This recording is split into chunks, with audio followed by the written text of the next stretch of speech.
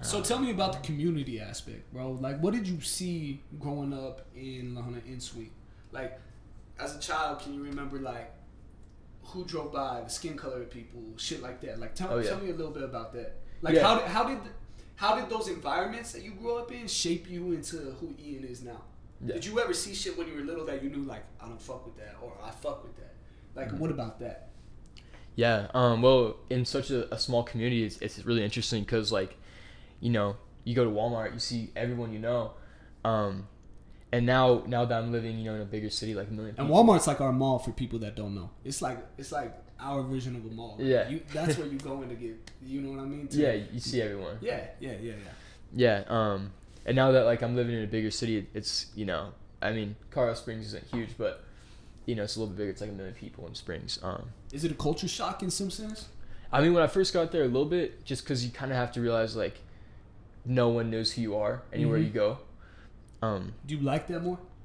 Do you enjoy that aspect? I would say so, a little bit. Okay. But I mean, what's really fun is I mean, it's a pro and a con having, like, everyone know you. You know, especially, like, from Swink. I mean, my class, like, had, like, 30 kids. That like, graduated. Yeah. And so, I mean, it's kind of interesting. Like, it's different because when you're in a community where everyone knows everyone else, it can be really good because, like, if you have a good reputation, whatever, like, people are gonna be like, yo, what's up? Like, you see anyone going down the street, you can be like, that's really cool because you know them, like, everyone on a personal basis. Whereas, like, it could also be a con because everyone knows, like, what you're up to, you know, like, like who you're with, like, where you're going out, what are you doing, all that. So it's a pro and a con. Yeah, for sure. But, like, now that I'm, like, you know, on my own and, like, you know, in a little bit bigger city, not huge city by any means, but definitely bigger. Bigger. Yeah. I mean, I do miss the community aspect a little bit of you know, a smaller town. Of how close it was, how slow it is. I do miss that a little bit. Do you ever hold your thought real quick? Fucking. So where were we at, bro? The community aspect of everything that you miss. Yeah. I'd say. What do you miss about that specifically? Like, why do you miss? Because, like, for example, for me, right? Because I like to talk in my own experiences. That's why this isn't really an interview. It's an interview, but it's more of a conversation. Right? Yeah. For me, bro, when I come home from Denver or I come home from seeing my lady in Fort Collins, I love how slow everything is. I love how the world just feels like it slows down. It's so much different. It's a feeling of, like, familiarity for me. And I love it, dude. Granted, do I want it forever? Probably not. But I love it for what it is, right? I love it a lot. So do you feel that type of aspect in it, in a sense? For sure, bro. Like, the nostalgic a little bit as well. Now that I've been, you know, kind of on my own. Life. Yeah, I've been on my own for, like, 2 years now. So, like, coming back down, it's pretty cool. Like, you feel like you ever get put in a time capsule, bro?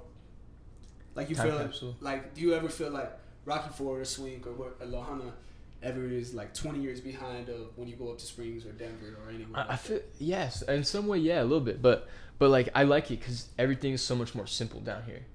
It's way easier to just think and, like, breathe, because, like, you know, whenever I'm up there, I feel like there's a lot of, like, there's so much things I need to do, like, especially now that I have my own place and, like I have to do this and then I have to go here, and it's so much crammed, especially because I'm working 2 jobs. I'm going to school full time. I'm creating content full time. Like, and when I come down here, it's like a vacation. It's like, I was gonna say, do you feel like it's an escape from reality?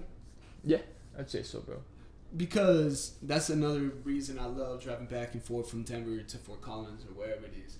Because I feel like I'm in an escape. When I'm coming home, I feel that, how you said, I don't gotta worry about this. I don't gotta worry about that. I don't gotta worry about anything. I just have to worry about what's in front of me. Yeah. Right? And I love that, dude.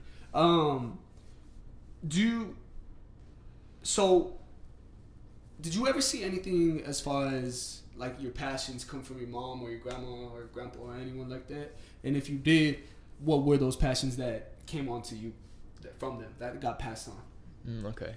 So passions, I don't think I really got any of my passions from my family or like anyone I saw growing up, just because I mean, I feel like I took, like, a lot of their values. Okay. A lot of, like, my role models, like, whether it was, like, dudes I was looking up to as a kid, or even just, like, my family, like my grandparents, my mom.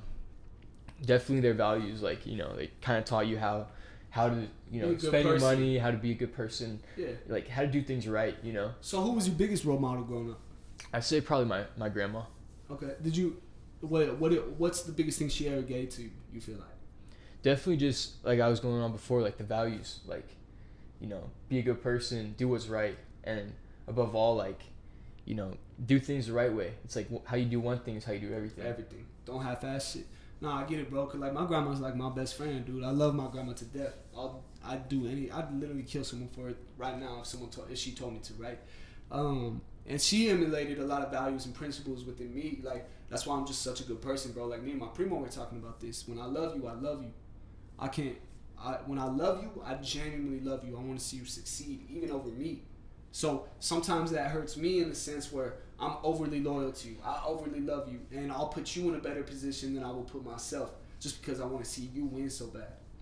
Hi guys, it's Danielle. Thank you for watching the ROC Clips channel. If you want to see more content like this, make sure you subscribe with the sub button down below. Thank you guys for watching.